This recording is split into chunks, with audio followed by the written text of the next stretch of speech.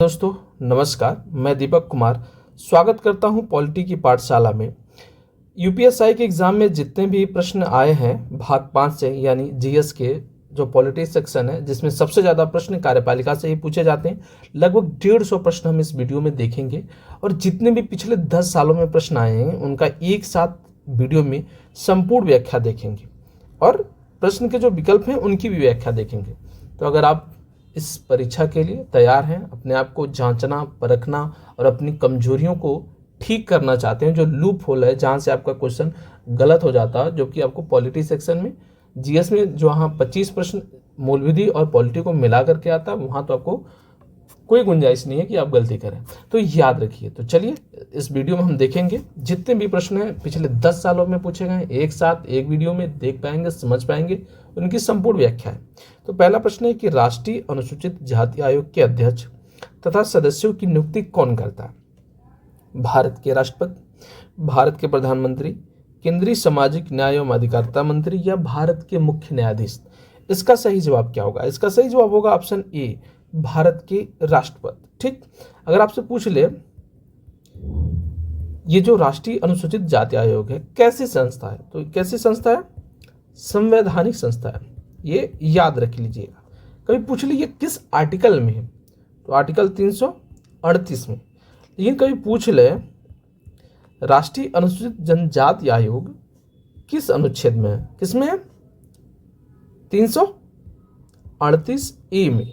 कभी पूछ ले ओबीसी क्या, तो 338 बी में, यहाँ पर 8 होगा। ठीक है, ये याद रखिएगा। ठीक है, ये भेदभाव शोषण से बचाने के लिए एक संवैधानिक निकाय की स्थापना की गई। लेकिन इसको संवैधानिक दर्जा कब दिया गया, ये आप हमको कमेंट बॉक्स में बताइएगा। अगला प्रश्न देख लेते हैं। अगला प्रश्न क्या कहता है कि आर्थिक मामलों पर मंत्रिमंडल समिति का अध्यक्ष कौन होता है, जो आर्थिक क्षेत्रों में सरकारी गतिविधियों का निर्देशन और समन्वय करता है? ऑप्शन ए केंद्रीय मंत्री, ऑप्शन बी भारत के प्रधानमंत्री, ऑप्शन सी भारत सरकार के मुख्य आर्थिक सलाहकार, या ऑप्शन डी केंद्रीय वाणिज्य और व्यापार मंत्री। इसका सही जवाब क्या होगा? क्वेश्चन नंबर 2 का सही जवाब होगा ऑप्शन नंबर बी, यानी भारत के प्रधानमंत्री। ठीक है, आर्टिकल 75 में इसका उल्लेख है। किसका? इस पद का। ठीक है, कि राष्ट्रपति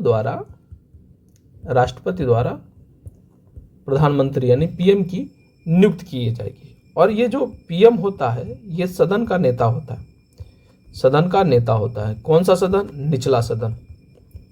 ठीक है, ये बहुमत प्राप्त दल का नेता होता है। ठीक।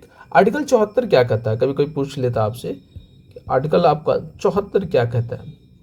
74 कहता है कि राष्ट्रपति की सहायता एवं सलाह के लिए, आर्टिकल 74 कहता है राष्ट्रपति की सहायता एवं सलाह के लिए मंत्रिपरिषद होगी। ठीक है, मंत्रिपरिषद होगी। ठीक, चलिए आगे बढ़ते हैं। क्वेश्चन नंबर 3 देख लेते हैं कि नवनिर्मित या नवनिर्वाचित लोकसभा की बैठक की अध्यक्षता करने के लिए स्पीकर, जिसे प्रोटेम या कुछ समय के लिए स्पीकर की नियुक्ति कौन करता है? भारत के मुख्य न्यायाधीश, भारत के प्रधानमंत्री, भारत के राष्ट्रपति या राज्यसभा के राष्ट्रपति? प्रोटेम स्पीकर की नियुक्ति कौन करता है? तो इसका सही जवाब होगा ऑप्शन सी, भारत के जो राष्ट्रपति होते हैं प्रोटेम स्पीकर की नियुक्ति करते हैं। लेकिन प्रोटेम स्पीकर जो होता है सदन का वरिष्ठ सदस्य होता है, जो सदन का वरिष्ठ सदस्य होता है ये। ठीक है, जब तक लोकसभा का अध्यक्ष का चुनाव न हो जाए, जब तक लोकसभा अध्यक्ष का चुनाव न हो जाए, ठीक है, नए सदस्य, तब तक ये प्रोटेम स्पीकर रहता है। और ये क्या करता है? नए सदस्यों को शपथ दिलाता है और लोकसभा की जो पहली बैठक हो रही है, प्रथम बैठक की अध्यक्षता करता है। कौन? प्रोटेम स्पीकर प्रथम बैठक की अध्यक्षता करता है। ठीक है, चलिए अगला प्रश्न देखते हैं कि भारतीय संविधान के संदर्भ में भारत के महान्यायवादी की पदावधि क्या है? जो महान्यायवादी है, ठीक है, उसकी अवधि क्या है? 3 वर्ष, 5 वर्ष, 2 वर्ष या कोई निश्चित नहीं? तो इसमें कोई निश्चित नहीं। लेकिन जो महान्यायवादी हैं ये क्या है?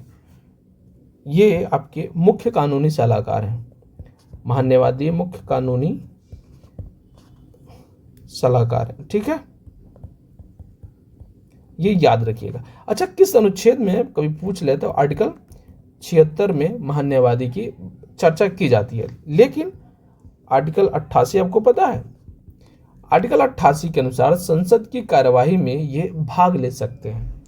जो महान्यायवादी हैं संसद की कार्यवाही में भाग ले सकते हैं, किस अनुच्छेद की तरह, आर्टिकल 88 के तहत ये उसमें भाग ले सकते हैं। ये राष्ट्रपति के प्रसाद पर्यंत होते हैं और मतदान नहीं कर सकते हैं। कार्रवाई में तो भाग ले लेंगे, संसद की कार्रवाई में भाग ले लेंगे, लेकिन मतदान नहीं कर लेंगे। तो महान्यायवादी की जो अवधारणा है आर्टिकल 76 में दिया गया है। एक सलाहकारी है, भारत सरकार का मुख्य कानूनी सलाहकार है, ठीक है। आर्टिकल 88 की तरफ महान्यायवादी संसद के सदन में भाग ले सकते हैं, लेकिन वोटिंग नहीं है, वोट नहीं दे सकते हैं, ठीक है।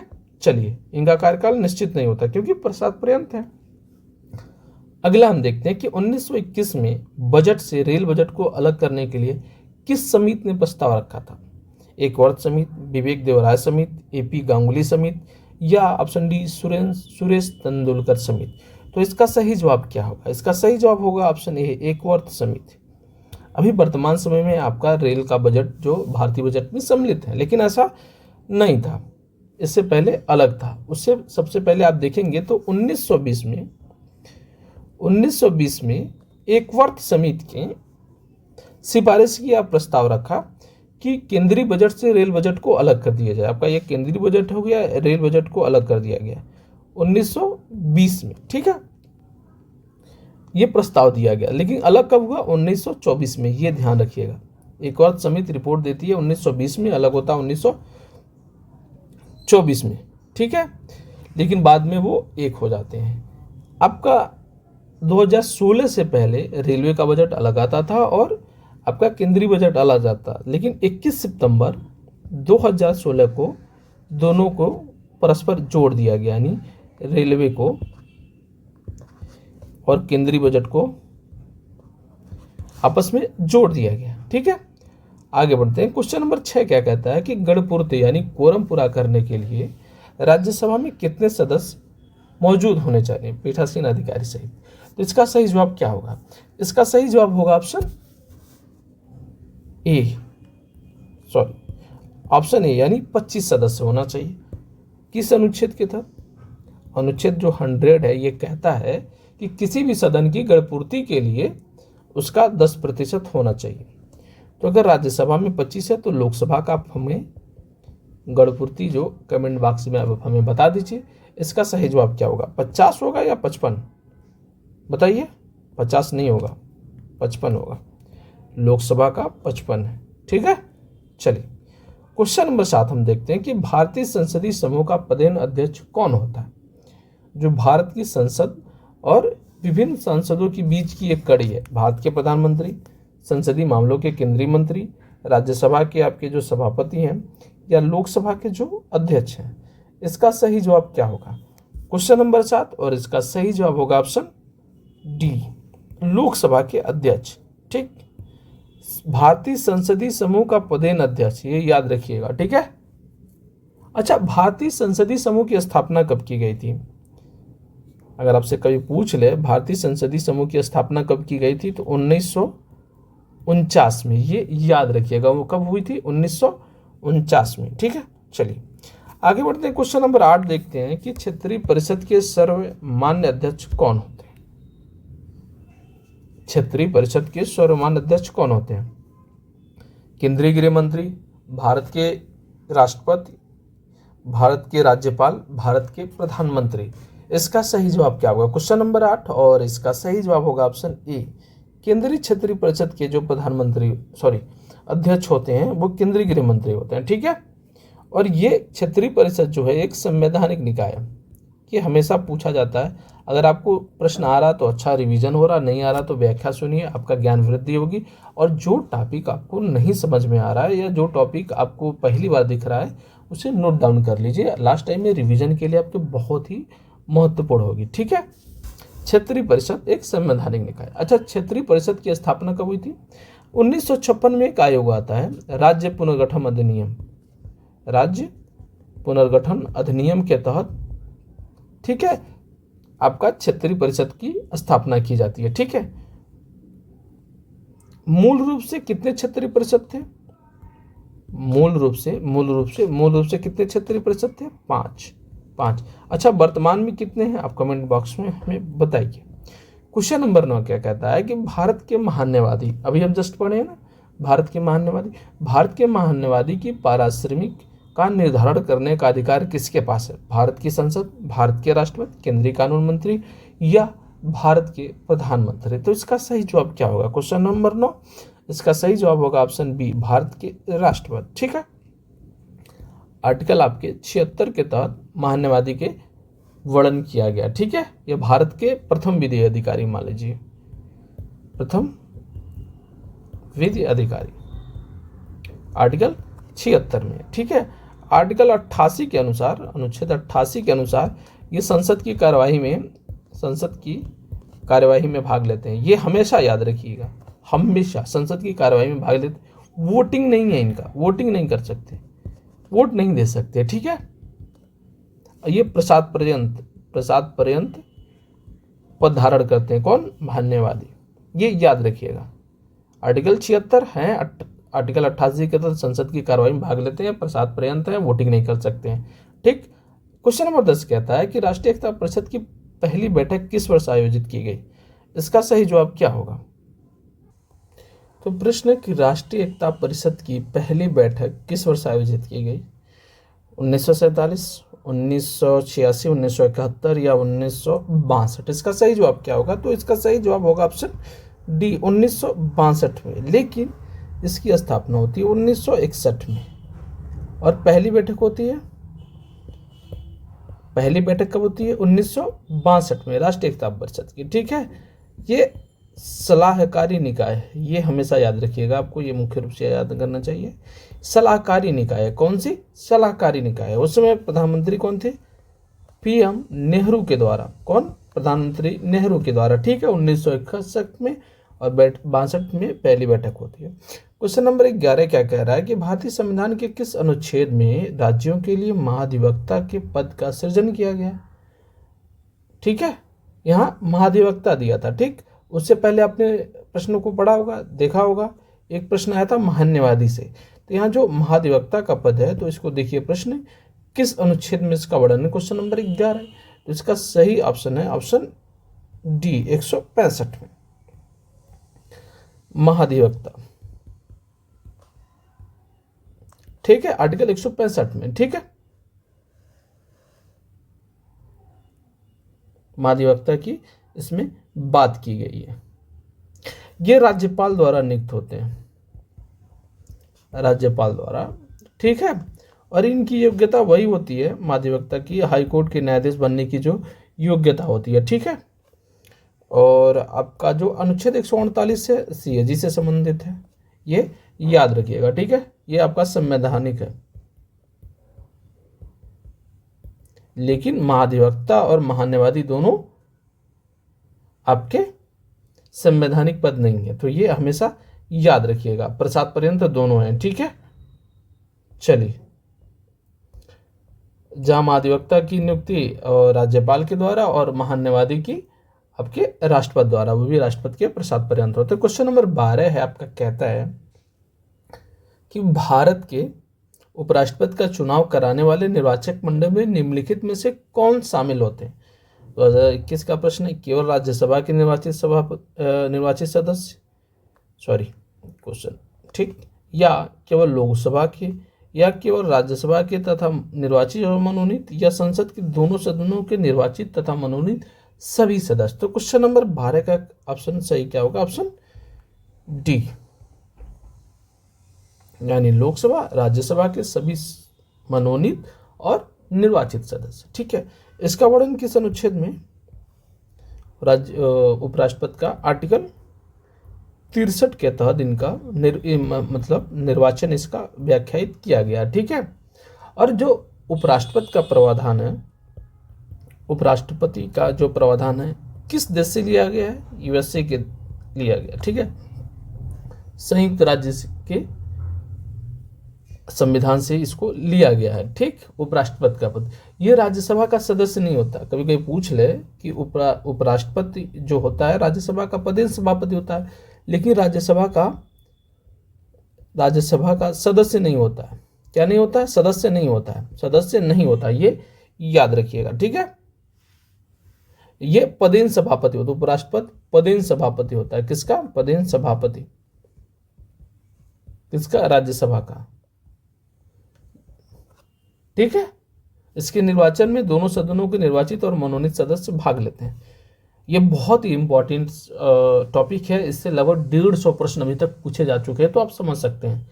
इसकी एक बार व्याख्या, ये 150 प्रश्नों की चारों ऑप्शन की व्याख्या आप सुनेंगे, देखेंगे, तो ये चारों दृष्टिकोण से आपको ये प्रश्न आ जाएंगे। मतलब इसका एक समग्र जो कंक्लूजन है आपके अंदर समाहित हो जाएगा। तो चलिए देखते हैं, भारत में सर्वोच्च कानून अधिकारी। देखिए प्रश्नों को कैसे पलट दिया। यही प्रश्न हम लोग करके आए हैं। भारत के महान्यायवादी, उच्चतम न्यायालय के मुख्य न्यायाधीश, केंद्रीय सतर्कता आयुक्त या भारत के महान्यायाधिकर्ता है। तो इसका सही जवाब क्या होगा? क्वेश्चन नंबर 13, इसका सही जवाब होगा ऑप्शन ए, भारत के महान्यायवादी। ठीक है, नियुक्ति राष्ट्रपति द्वारा। अच्छा, किस आर्टिकल में इनका वर्णन है? आर्टिकल 76। ठीक है, ये याद रखिएगा। प्रसाद पर्यंत धारण करते हैं। संसद के मतलब सदन में जब कार्रवाई चल रही है तो भाग ले सकते हैं, वोटिंग नहीं कर सकते। ठीक है, चलिए अगला प्रश्न देखते हैं। क्वेश्चन नंबर 13 हो गया। क्वेश्चन नंबर 14 देखते हैं कि भारत के प्रधानमंत्री को मतलब किसके द्वारा नियुक्त किया जाती है? भारत के राष्ट्रपति, भारत के उपराष्ट्रपति, भारत के मुख्य निर्वाचन आयुक्त या लोकसभा अध्यक्ष? ये आपको पता होगा। तो इसका सही जवाब होगा भारत के राष्ट्रपति द्वारा इनकी नियुक्ति की जाती है। किसकी? पीएम की नियुक्ति राष्ट्रपति द्वारा। किस अनुच्छेद में? आर्टिकल 75 में। ठीक है, प्रधानमंत्री की नियुक्ति राष्ट्रपति द्वारा। लेकिन आर्टिकल 74 क्या कहता है कि राष्ट्रपति की सहायता एवं सलाह देने के लिए एक मंत्रिपरिषद होगी, और उसी मंत्रिपरिषद का ये मुखिया होता है, नेता होता है। निचला सदन यानी लोकसभा का नेता होता है कौन? प्रधानमंत्री होता है। ये आपको याद रहना है। बहुमत दल का नेता, वास्तविक कार्यपालिका का प्रमुख, अगर कोई कह जाए कि वास्तविक रूप से, वैसे कार्यपालिका का प्रमुख राष्ट्रपति है, लेकिन वास्तविक रूप से कार्यपालिका का जो प्रमुख होता है वो प्रधानमंत्री होता है। ये याद रखिएगा। चलिए आगे बढ़ते हैं। क्वेश्चन नंबर 15 क्या कहता है कि निम्नलिखित में से किसे भारत की संसदीय प्रणाली में सरकार के वास्तविक कार्यकारी और प्रमुख रूप से माना जाता है? भारत के राष्ट्रपति, भारतीय संसद, भारत के प्रधानमंत्री या भारत के उपराष्ट्रपति? क्वेश्चन नंबर 15 और इसका सही जवाब होगा ऑप्शन सी, भारत के प्रधानमंत्री को। जैसा ही व्याख्या देखें आप, उसी तरीके का प्रश्न यहाँ पर पूछा जा रहा है। ठीक है, क्वेश्चन नंबर 16 क्या कहता है कि निम्नलिखित में से समितियों में से किसके निर्वाचित सदस्य केवल लोकसभा से होते हैं? लोक उपक्रम समिति, प्राक्कलन समिति, सरकारी आश्वासनों संबंधी समिति या लोक लेखा समिति? इसका सही जवाब क्या होगा? क्वेश्चन नंबर 16, इसका सही जवाब होगा ऑप्शन बी, प्राक्कलन समिति में। ठीक है, केवल लोकसभा के सदस्य होते हैं। यहाँ पर दिया हुआ है केवल लोकसभा के सदस्य किस समिति में शामिल होते हैं? प्राक्कलन समिति में। ठीक है, अच्छा, प्राक्कलन समिति का गठन कब हुआ था? इसका गठन 1950 में। ठीक, किन की सिफारिश पर या किस समिति की सिफारिश पर कभी प्रश्न पूछे तो जॉन मथाई की समिति की सिफारिश पर इसका गठन किया गया था। किसका? प्राक्कलन समिति का। ठीक है, पहले इसमें कितने सदस्य होते थे? 25 सदस्य होते थे। ठीक है, लेकिन 1956 में बढ़ा करके इसमें 30 सदस्य कर दिया गया। ठीक है, इसमें राज्यसभा का कोई सदस्य नहीं होता प्राक्कलन समिति में, और इसमें प्रतिवर्ष, याद रखिएगा, प्रतिवर्ष समिति का गठन होता है, और कोई मंत्री भी इसका सदस्य नहीं हो सकता। कोई मंत्री इसका सदस्य नहीं हो सकता, ये भी आपको याद रखना है। ठीक है, चलिए आगे बढ़ते हैं। क्वेश्चन नंबर 17, 17वें आम चुनाव में लोकसभा में कितनी महिलाएं निर्वाचित हुई थी? क्वेश्चन नंबर 17, तो इसका सही जवाब होगा ऑप्शन सी, 78 महिलाएं थी। अच्छा, ये कितना प्रतिशत बनता है? कभी प्रतिशत पूछ रहे तो 14.3% आपको ये याद रखना है। ठीक, आगे बढ़ते हैं। क्वेश्चन नंबर 18, निम्नलिखित में से किसे सरकार के संसदीय रूप में भी जाना जाता है? उत्तरदायी शासन, सरकार का निरंकुश रूप, सरकार का अध्यक्षीय रूप, राजशाही सरकार? तो इसका सही जवाब होगा ऑप्शन ए, उत्तरदायी सरकार। ठीक है, संसदीय रूप के जाना जाता है, संसदीय सरकार को उत्तरदायी सरकार संसदीय रूप। क्वेश्चन नंबर 19 क्या कहता है कि गणपूर्ति यानी कोरम पूरा करने के लिए लोकसभा में कितने सदस्यों की उपस्थिति होनी चाहिए? लोकसभा में 75 लोकसभा सदस्य, 55 लोकसभा सदस्य, 25 लोकसभा सदस्य या 50 लोकसभा सदस्य? तो इसका सही जवाब होगा ऑप्शन, बताइए, क्वेश्चन नंबर 19, इसका सही जवाब होगा ऑप्शन बी यानी 55। ठीक है, 55 होते हैं इसकी गणपूर्ति के लिए, ये आपको याद रखना है। ठीक है, चलिए, राज्यसभा का आप कमेंट में बता सकते हैं कि राज्यसभा में गणपूर्ति के लिए कितने सदस्य होने चाहिए। ठीक है, वैसे होते हैं 1/10, तो उस हिसाब से आप हमें बताइए। क्वेश्चन नंबर 20 क्या कहता है कि किसी संवैधानिक पदाधिकारी को सार्वजनिक कोष यानी पब्लिक पर्स का संरक्षक किसे कहा जाता है? किसको कहा? भारत के महान्यायवादी को, भारत के नियंत्रक और महालेखा परीक्षक को, भारत के प्रधानमंत्री को या केंद्रीय वित्त मंत्री को? तो इसका सही जवाब होगा ऑप्शन बी, यानी भारत के नियंत्रक और महालेखा परीक्षक। ठीक, इसका वर्णन आर्टिकल 148 में 6 वर्ष या अधिकतम 65 वर्ष की उम्र तक ये अपने पद पर रह सकते हैं और इनकी योग्यता विशेष रूप से सुप्रीम कोर्ट के न्यायाधीश की तरह इनको हटा सकते हैं, योग्यता नहीं, इनको सुप्रीम कोर्ट के न्यायाधीश की तरह हटा सकते हैं, जिस विधि से उन्हें हटाया जाता है। और इनका मुख्य कार्य क्या होता है कि लेखाओं का परीक्षण करना, लेखा परीक्षण करना। ठीक है, चैनल को लाइक करिए, कमेंट में बॉक्स में हमें बताइए कि और किसी सब्जेक्ट पर और किसी टॉपिक पर अगर आपको वीडियो चाहिए तो हमें आप कमेंट बॉक्स में जरूर बताइए। चलिए, क्वेश्चन नंबर 11 क्या कहता है?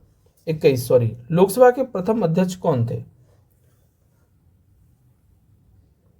जीबी मालवणकर, हुकुम सिंह, बलराम भगत या अनंत शयन अयंकर? इसका सही जवाब क्या होगा? क्वेश्चन नंबर 21, इसका सही जवाब होगा ऑप्शन ए, जीबी मालवणकर। ठीक है, ये लोकसभा के प्रथम अध्यक्ष थे। ठीक, कब चुने गए थे? 15 मई 1952 से 27 फरवरी इनका कार्यकाल था 1956 तक। ठीक है, और आर्टिकल 81 में लोकसभा की संरचना है। लोकसभा की संरचना किसमें, संरचना की बात किसने की जाती है? आर्टिकल 81 में। ठीक है, और लोकसभा में 530 सदस्य राज्यों से और 20 संघ राज्यों से। ठीक, और आपको ये याद रखना है कि 104वें संविधान संशोधन 2019 से एंग्लो इंडियन को हटा दिया गया। ठीक है, ये याद रखिएगा। क्वेश्चन नंबर 22 कहता है कि लोकसभा के अध्यक्ष और राज्यसभा के अध्यक्ष के वेतन भत्ते कहाँ से लिए जाते हैं? तो इसका सही जवाब होगा ऑप्शन बी, भारत के सामान्य कोष या संचित निधि से लिए जाते हैं। अच्छा, आकस्मिक निधि का वर्णन किस अनुच्छेद में आप हमें बताएंगे? आर्टिकल 267 में आकस्मिक निधि की बात की गई है, और ये जो है वो राष्ट्रपति या कहिए कार्यपालिका के अधीन होती है। ठीक है, आकस्मिक निधि। चलिए आगे बढ़ते हैं। क्वेश्चन नंबर 23 क्या कहता है कि भारतीय संविधान के तहत भारत की संसद में राज्यसभा, लोकसभा और क्या शामिल है? तो इसका सही जवाब आपको पता होगा, तो इस पर ज़्यादा समय जाया नहीं करेंगे। भारत के राष्ट्रपति यानी लोकसभा, राज्यसभा और भारत के राष्ट्रपति संसद में शामिल हैं या इनके अंग हैं। भारत सरकार द्वारा प्रथम परिसीमन आयोग किस वर्ष गठित किया गया था? तो 1952, 56, 54 या 50? तो इसका सही जवाब है परिसीमन आयोग, पहला ऑप्शन ए। ठीक है, एक 1952 में होता है, एक 1963 में, एक 1973 में और एक 2002 में। अब तक 4 बार गठन हो चुका है। अब तक कोई पूछ ले कितनी बार? 4 बार। ठीक है, चलिए आगे बढ़ते हैं। क्वेश्चन नंबर 25 कहता है कि भारत के राष्ट्रपति का चुनाव लड़ने के लिए न्यूनतम आयु कितनी होनी चाहिए? Question number 25। इसका सही जवाब क्या होगा? इसका सही जवाब होगा ऑप्शन बी, 35 वर्ष। ठीक है, ये लोकसभा की योग्यता रखता हो, कोई लाभ का पद धारण न करता हो। सबसे बड़ी बात, राष्ट्रपति के लिए 50 प्रस्तावक, याद रखिएगा क्या, 50 प्रस्तावक और 50 अनुमोदक होना चाहिए। ठीक है, तभी ये उस चुनाव को लड़ सकते हैं।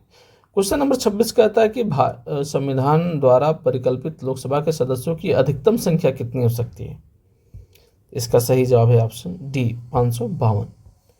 ठीक। क्वेश्चन नंबर 27 कहता है कि एक मंत्री के अलावा संसद के किसी भी सदस्य द्वारा पेश किए गए एक विधेयक को क्या कहा जाता है? क्वेश्चन नंबर 27, और इसका सही जवाब होगा ऑप्शन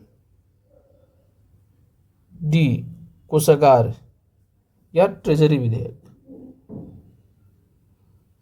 नहीं,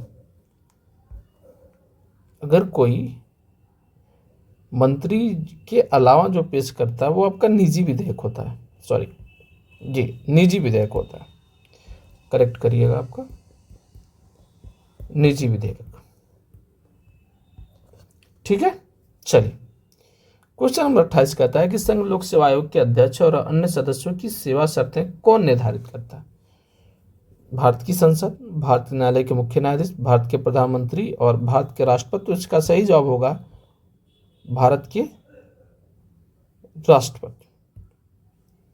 ठीक है, और इसका वर्णन कितने में? आर्टिकल 312 में के तहत अखिल भारतीय सेवा का जो गठन है वो है। ठीक है,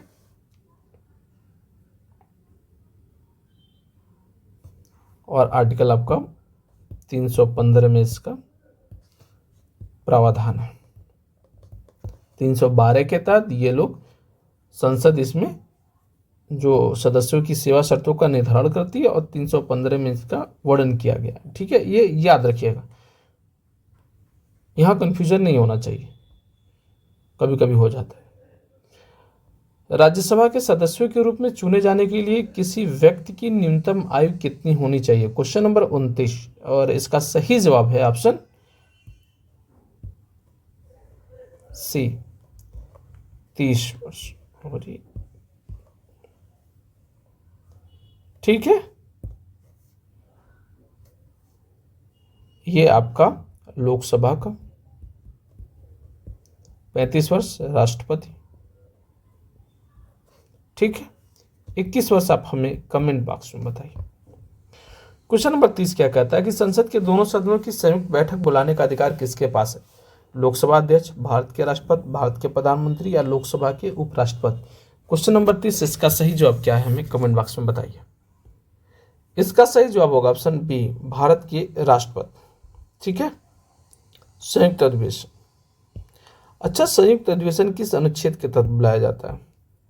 आर्टिकल 108 के तहत। ठीक है, और संयुक्त अधिवेशन की अध्यक्षता कौन करता है? लोकसभा अध्यक्ष। संयुक्त अधिवेशन न धन विधेयक पर, न संविधान संशोधन विधेयक पर, केवल साधारण विधेयक पर ये बुलाया जाता है। ठीक है, क्वेश्चन नंबर 31 क्या कहता है? प्रथम राज्यसभा का गठन किस वर्ष हुआ था? 52, 50, 47, 49? तो इसका सही जवाब होगा ऑप्शन ए, 1952 में पहली बार प्रथम राज्यसभा का गठन हुआ था। ठीक, तारीख अगर पूछ ले तो 3 अप्रैल 1952 को गठन हुआ था, और 13 अप्रैल 1952 को राज्यसभा की पहली बैठक हुई थी। पहली बैठक 13 अप्रैल 1952 और 3 अप्रैल 1952 को इसका गठन किया गया था। ठीक है, अच्छा, राज्यसभा को पहले क्या कहा जाता था? Council of state, council of state कहा जाता था राज्यसभा को, और अब क्या कहा जाता है? यानी 1954 के बाद से इसे राज्यसभा। ठीक है, और इसके पहले अध्यक्ष आपको पता ही है, सर्वपल्ली राधाकृष्णन उपराष्ट्रपति थे, और वो उसका पदेन सभापति होता है। क्वेश्चन नंबर 32 हम देखते हैं कि भारत में किसी दूसरे देश के साथ युद्ध की घोषणा करने का अधिकार किसके पास है? राष्ट्रपति, प्रधानमंत्री या रक्षा मंत्री? बताइए इसका सही जवाब कौन सा होगा? क्वेश्चन नंबर 32 इसका सही जवाब होगा ऑप्शन बी, यानी केवल राष्ट्रपति। और जहां पर प्रश्न की व्याख्या करने की जरूरत नहीं है वहां प्रश्न की व्याख्या नहीं की जा रही है। लेकिन अगर आप और चाहते हैं और बेहतर तरीके से और किसी टॉपिक पर जो आपको ना आ रहा हो, चाहे मूलबुद्धि हो, हिंदी हो, जीएस हो, वैसे हिंदी का हम प्रैक्टिस सेट लगभग 50 से 60 प्रैक्टिस के 30-30 क्वेश्चन करके 40-40 क्वेश्चन करके कराएंगे। जीएस का भी उसी तरीके से कराएंगे। तो अब वो पहले से ही आपका तैयार करके रखा हुआ है। तो आप चैनल को लाइक, शेयर और सब्सक्राइब जरूर करिएगा। सब्सक्राइब करना है आपको, ठीक है। चलिए क्वेश्चन नंबर 33 क्या कहता है? राष्ट्रपति और उपराष्ट्रपति के चुनाव के संबंध में चुनाव याचिका को के समक्ष दायर किया जाता है? निर्वाचन आयोग, राष्ट्रपति, उच्च न्यायालय या सर्वोच्च न्यायालय? तो भाई सर्वोच्च पदाधिकारी हैं तो सर्वोच्चता की बात होगी। तो क्वेश्चन नंबर 33 का सही जवाब होगा ऑप्शन डी, सर्वोच्च न्यायालय में जाता है। क्वेश्चन नंबर 34 कहता है कि नीलम संजीवा रेड्डी के कार्यकाल के बाद भारत के राष्ट्रपति कौन बने? फखरुद्दीन अली अहमद, वराहगिरी वेंकटगिरी, ज्ञानी जयलेसी, मोहम्मद हिदायतुल्लाह? क्वेश्चन नंबर 34 और इसका सही जवाब है ऑप्शन सी, ज्ञानी जयलेसी। नीलम संजीवा रेड्डी के, यानी आपको राष्ट्रपतियों का क्रम आपको याद रखना। अगर आपको नहीं याद है तो एक प्रश्न आपसे छूट सकता है, तो नोट डाउन कर लीजिए आपको क्या पढ़ना भी है। भारत का संविधान भारत के मानवाधिकार की नियुक्ति का अधिकार देता है किसको? प्रधानमंत्री को, राष्ट्रपति को, मुख्य न्यायाधीश को, राज्यसभा को? तो इसका सही जवाब क्या होगा? Question number 35। और आपने इस प्रश्न को पहले किया है तो राष्ट्रपति द्वारा प्रसाद पर्यंत होते हैं, ठीक है। प्रथम विधि अधिकारी या सर्वोच्च विधि अधिकारी कानूनी सहायता देते हैं।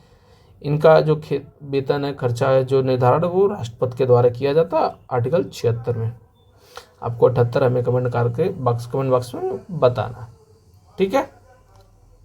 चलिए क्वेश्चन नंबर 36 क्या कहता है? भारत के राष्ट्रपति को प्रणाली के अनुसार एक निर्वाचक मंडल के सदस्यों द्वारा चुना जाता है। संपूर्ण मतदान, एकल और हस्तांतरणीय मत, एकल हस्तांतरणीय मत के माध्यम से आनुपातिक प्रतिनिधित्व या जन निर्वाचित प्रत्याशी? तो इसका सही जवाब होगा ऑप्शन सी, ठीक। और किस आर्टिकल में इसका वर्णन है ये भी आपको याद रखना चाहिए। तो आर्टिकल 55 के अनुसार, ठीक है, एकल हस्तांतरणीय मत के माध्यम से अनुपातिक प्रतिनिधित्व द्वारा। क्वेश्चन नंबर 37 क्या कहता है? इसको थोड़ा ध्यान से पढ़ेंगे, प्रश्नों को पढ़ने से घबराना नहीं है। कि राष्ट्रपति द्वारा प्रख्यापित अध्यादेश के संदर्भ में निम्नलिखित में से कौन सा सही है? राष्ट्रपति द्वारा घोषित अध्यादेश की शक्ति कानून के समतुल्य है? जी करेक्ट है। भारत संसद के दोबारा बैठने पर बैठक की तारीख से 3 सप्ताह के बाद अध्यादेश निष्क्रिय हो जाएगा? ये बताइए आप। क्वेश्चन नंबर 37, तो इसका सही जवाब होगा ऑप्शन बी, केवल ये सही है, ये गलत है, ठीक है। 6 सप्ताह के, या अगर यहाँ 3 की जगह 6 सप्ताह होता तो इसको सही मान लिया जाता। तो ये याद रखिएगा, यही आपको प्रैक्टिस सेट या पीवाईक्यू की रिवीजन में आपको देखना होता है, आपको समझना होता है, ठीक है।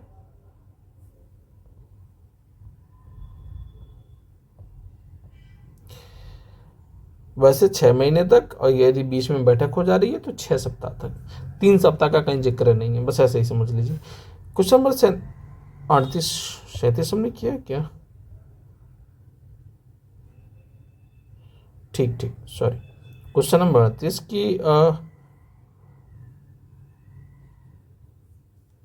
राष्ट्रपति के विरुद्ध महाभियोग के संदर्भ में निम्नलिखित में से कौन सा कथन सही है? दोनों सदनों के सदस्य बहस में हिस्सा लेते हैं परंतु केवल राज्यसभा के सदस्यों को मत देने का अधिकार है। ऑप्शन नंबर बी क्या कह रहा है कि राष्ट्रपति के विरुद्ध महाभियोग तभी लाया जा सकता है जब वे राष्ट्रपति के पद के लिए अयोग्य सिद्ध हो जाएं या फिर वित्तीय अनियमितता में लिप्त हो जाएं। तो इसका सही जवाब क्या होगा? इसका सही जवाब होगा ऑप्शन डी, दोनों में से। वर्णन आर्टिकल 61 में है महाभियोग।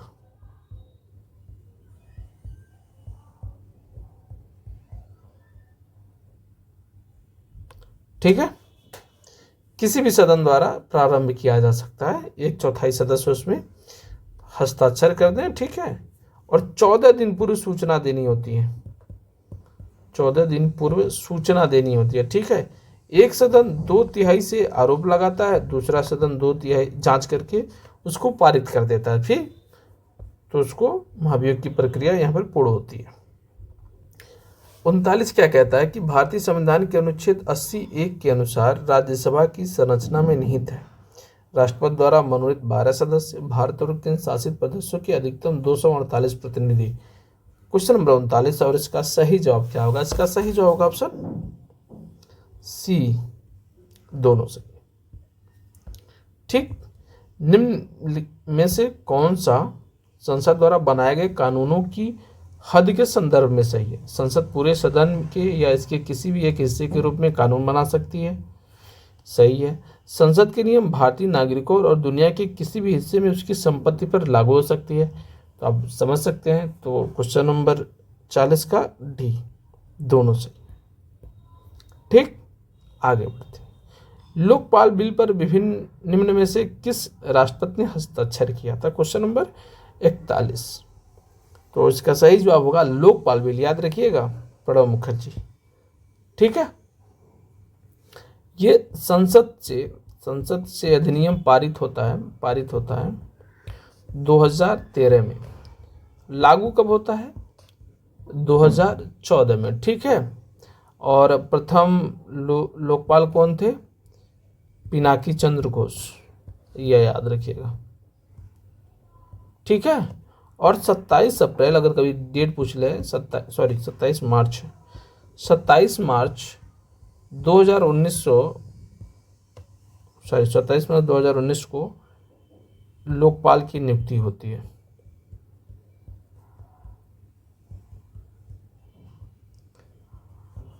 ठीक है, याद रखिए। आगे बढ़ते हैं कि भारतीय संविधान का कौन सा अनुच्छेद कहता है? Question number 42। जहां पर व्याख्या की जरूरत होगी हम लोग व्याख्या करेंगे, नहीं तो प्रश्नों को आपका भी समय नहीं जाने देना। लेकिन आप इन प्रश्नों को करने से आप समझ में आ पाएगा कि आपका प्रश्न कहाँ पे गलत हो रहा, कौन रिपीटेड प्रश्न है, कौन से टॉपिक बहुत महत्वपूर्ण है, कहाँ से कम टाइम में आप ज़्यादा नंबर कर सकते हैं। यही तो परीक्षा का खेल है। क्वेश्चन नंबर 42 कहता है, भारतीय संविधान का कौन सा अनुच्छेद कहता है संघ के लिए एक संसद होगी जो राष्ट्रपति और 2 सदनों से मिलकर बनेगी और जिनके नाम राज्यसभा और लोकसभा होंगे? तो इसका सही जवाब होगा ऑप्शन डी, 79। इनको तो देखना ही नहीं। ठीक,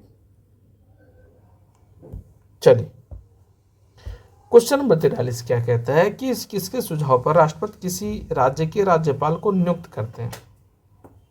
राज्यपाल की नियुक्ति होनी तो किसके सुझाव पर होगी? उपराष्ट्रपति, प्रधानमंत्री, एक अधिशासी मंडल जिसमें मुख्य न्यायाधीश, मुख्य चुनाव आयुक्त और भारत के उपराष्ट्रपति शामिल हो, या उस राज्य के मुख्यमंत्री? तो क्वेश्चन नंबर 43 में इसका सही जवाब होगा ऑप्शन बी।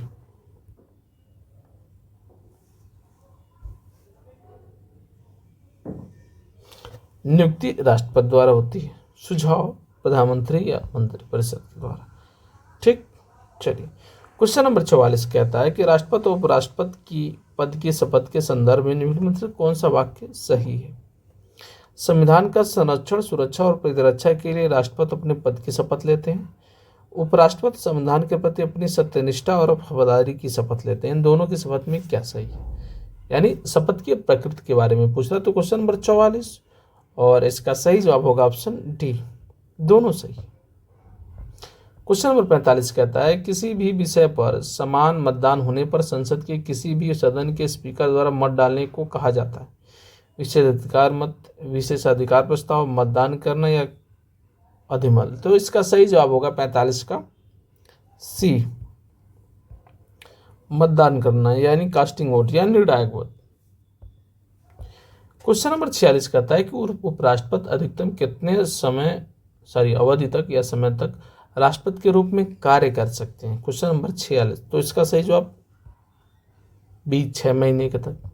और इसके दौरान राष्ट्रपति की जो भत्ता है, वेतन है, ये उपराष्ट्रपति को मिलते हैं। ठीक है, क्वेश्चन नंबर 47 क्या कहता है कि भारतीय संविधान के अनुच्छेद 148 के अंतर्गत स्थापित वह कौन सा प्राधिकरण है जो भारत सरकार के सभी प्राप्तियों और व्यय की लेखा परीक्षा करता है? Question number 47। तो इसका सही जवाब ऑप्शन सी। ठीक है, आपको परेशान होने की जरूरत नहीं है। क्वेश्चन आर्टिकल 148 यहाँ ऊपर दिया हुआ है, ठीक है। राष्ट्रपति द्वारा नियुक्त होते हैं 6 वर्ष या 65 वर्ष। सुप्रीम कोर्ट के न्यायाधीश को जैसे हटाया जाता है उसी तरीके से इनको भी हटाया जा सकता है। संवैधानिक पद है, ये याद रखिएगा, CAG कैग। राज्यसभा के मनोनीत सदस्यों के संदर्भ में निम्नलिखित में से कौन सा वक्तव्य सही है? भारत के राष्ट्रपति के चुनाव में उन्हें मत देने का अधिकार नहीं है। भारत के उपराष्ट्रपति के चुनाव के रूप में मत देने का अधिकार है केवल ये भी या बी या ये भी दोनों। 48 और इसका सही जवाब है ऑप्शन डी, दोनों। सब PYQ और अच्छे से आप समझ पाएंगे, धैर्य से पूछिए क्योंकि प्रश्न अब 2, 3, 4 लाइनर भी आ रहे हैं और यहाँ इस टॉपिक से आपसे सबसे ज़्यादा रिपीटेड प्रश्न है, सबसे ज़्यादा प्रश्न पूछे गए हैं, लगभग 150 प्रश्न एक टॉपिक से। मजाल की बात है। आपको पढ़ना होगा, आपको समझना होगा, आपको जानना होगा, तो कोशिश करिए। क्वेश्चन नंबर 149 नहीं। प्रत्येक राज्य की विधानसभा के निर्वाचित सदस्य या प्रत्येक द्विसदनीय राज्य की विधान परिषद के निर्वाचित सदस्य या केंद्र शासित प्रदेश दिल्ली और पुदुचेरी की विधानसभाओं के निर्वाचित सदस्यगण। क्वेश्चन नंबर 49 और इसका सही जवाब होगा ऑप्शन बी, केवल बी सही है।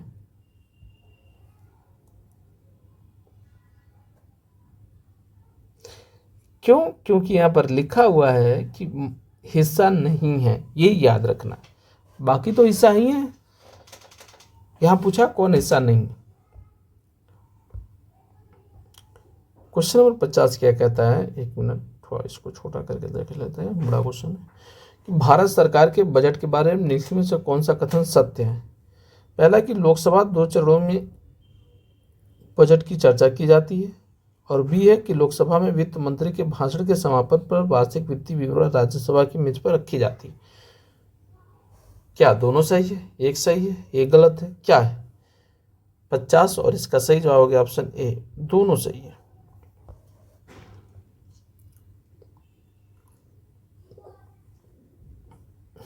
इसमें लिखा हुआ है कि संसद सदस्य को शपथ कौन दिलवाता है? कौन दिलवाता है? राष्ट्रपति, भारत के मुख्य न्यायाधीश, लोकसभा अध्यक्ष या उप राष्ट्रपति। तो संसद सदस्यों के, तो 51 में सी, लोकसभा अध्यक्ष, ठीक है। तो आर्टिकल जो आपका 99 है वो कहता है कि राष्ट्रपति या राष्ट्रपति द्वारा नियुक्त व्यक्ति के द्वारा या प्रोटेम स्पीकर आप कह सकते हैं, उनको सदस्य शपथ दिलाया जाता है। भारत के नियंत्रक और महालेखा परीक्षक की नियुक्ति करते हैं, कौन करते हैं? ये आसान सा प्रश्न होना चाहिए आपको। राष्ट्रपति करते हैं, ठीक। और ये राष्ट्रपति अपने कभी कभी प्रश्न पूछ लेता है कि हस्ताक्षर एवं मुद्रा सहित इनकी नियुक्ति होती है अधिपत्र द्वारा, राष्ट्रपति द्वारा, ठीक है। और जैसे सुप्रीम कोर्ट के न्यायाधीश को, वैसे 6 वर्ष 65 वर्ष अधिकतम, ठीक है। चलिए आगे बढ़ते हैं कि राष्ट्रपति शासनाधीन राज्य का बजट किसके समक्ष प्रस्तुत करता है? राष्ट्रपति शासनाधीन राज्य, यानी किसी राज्य में राष्ट्रपति शासन लग गया है तो वो बजट कहाँ पेश की जाती है? तो क्वेश्चन नंबर 53, इसका सही जवाब है ऑप्शन डी, लोकसभा में। राष्ट्रपति शासन आर्टिकल 356, ठीक है। चलिए क्वेश्चन नंबर 54 कहता है, एक ऐसा सवाल जो प्रश्नकाल में पूछा जाता है और जब सदस्य को सदन में मौखिक उत्तर की आवश्यकता होती है और इसके परिणाम स्वरूप जिस पर पूरक प्रश्न पूछे जाते हैं उन प्रश्नों को क्या कहते हैं? तारांकित, गैर सरकारी, अल्प सूचना, अतारांकित। क्वेश्चन नंबर 54 और इसका सही जवाब है ऑप्शन ए,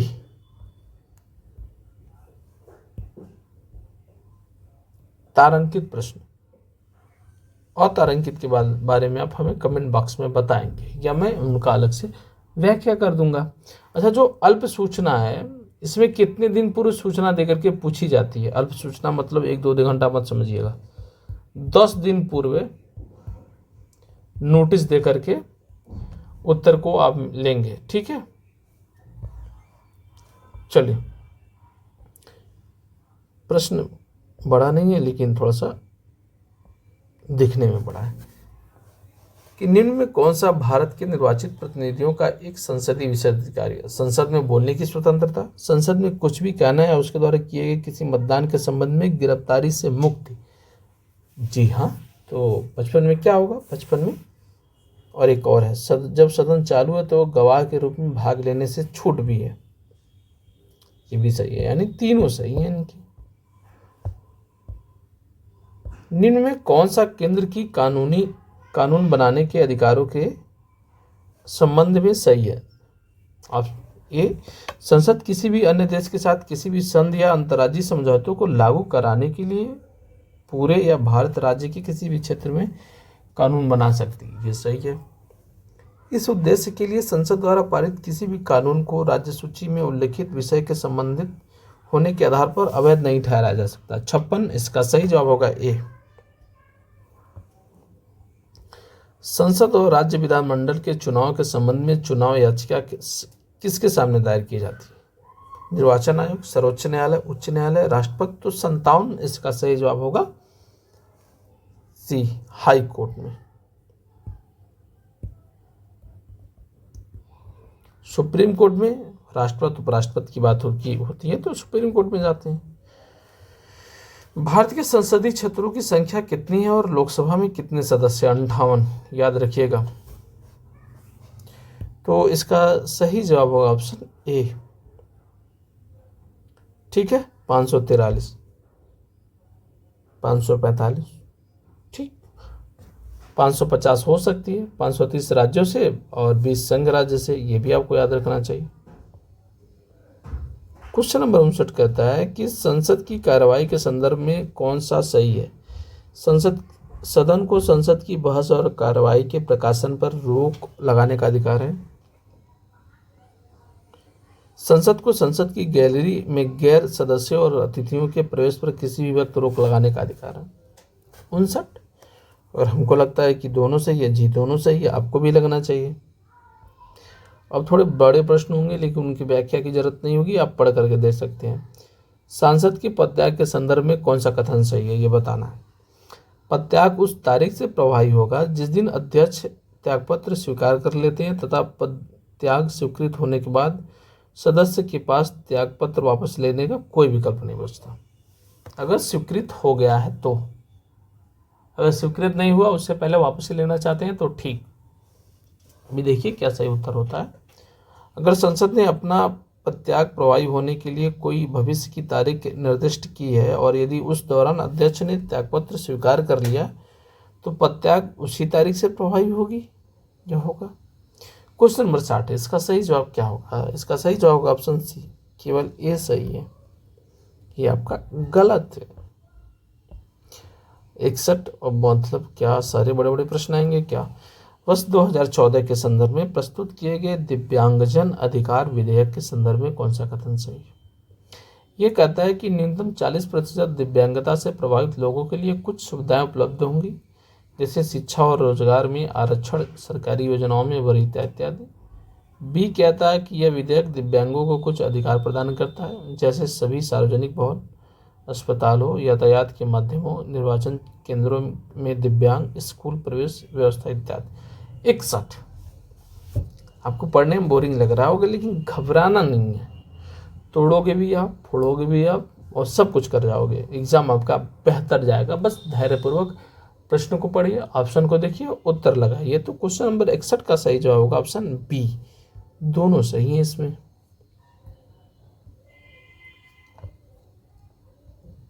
क्वेश्चन नंबर 62 क्या कहता है कि प्रश्नकाल के दौरान पूछे जाने वाले एक प्रकार का प्रश्न है, कौन सा?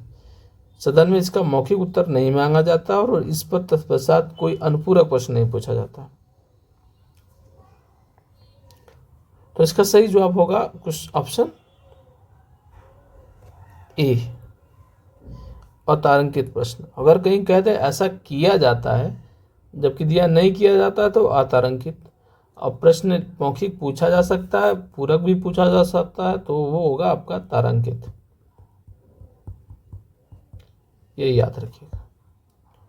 क्वेश्चन नंबर 63 कहता है कि किसी भी सदन में राष्ट्रपति शासन के संदर्भ में निम्न में कौन सा सही है? राष्ट्रपति शासन किसी भी समय राष्ट्रपति द्वारा वापस लिया जा सकता है। राष्ट्रपति शासन के खंडन के लिए संसद का अनुमोदन अनिवार्य नहीं है।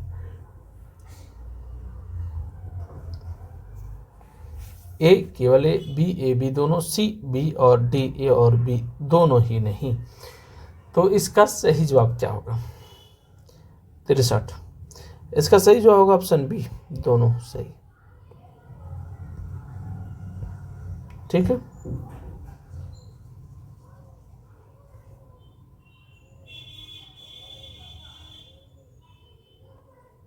चलिए 64 कहता है कि विदेशी भूमि में तैनात राजदूत और उच्चायुक्त का प्रतिनिधित्व करता है किसका?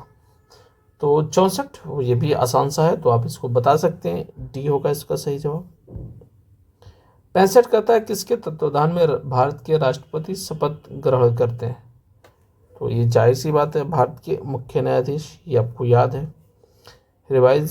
आपका रिवीजन हो जा रहा है। 66 क्या कहता है कि निम्नलिखित में से कौन सा संविधान द्वारा स्थापित एक प्राधिकरण है जो भारत की सभी राज्य सरकारों की प्राप्तियों और व्यय की लेखा परीक्षा करता है? लोक लेखा समिति, केंद्रीय सतर्कता समिति, भारतीय लोक लेखा एवं लेखा परीक्षक, भारत के नियंत्रक और महालेखा परीक्षक। 66 में ऑप्शन डी सही होगा, सीएजी, जिसका वर्णन आर्टिकल 148 में। उपराष्ट्रपति को पद की शपथ कौन दिलवाता है? तो इसका सही जवाब क्या होगा?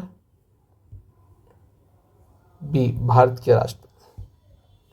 ठीक है, आर्टिकल 63 के तहत भारत का एक उपराष्ट्रपति होगा जो राज्यसभा का पदेन सभापति होगा, लेकिन उसका सदस्य नहीं होगा। और आर्टिकल 69 में उपराष्ट्रपति का शपथ है, ये याद रखिएगा। क्वेश्चन नंबर 68 क्या कहता है? सरकार को जनता का पैसा खर्च करने का अधिकार कौन देता है? भारत के नियंत्रक और महालेखा परीक्षक, लोकसभा, राष्ट्रपति या संसद? इसका सही जवाब क्या होगा? इसका सही जवाब होगा ऑप्शन डी, संसद।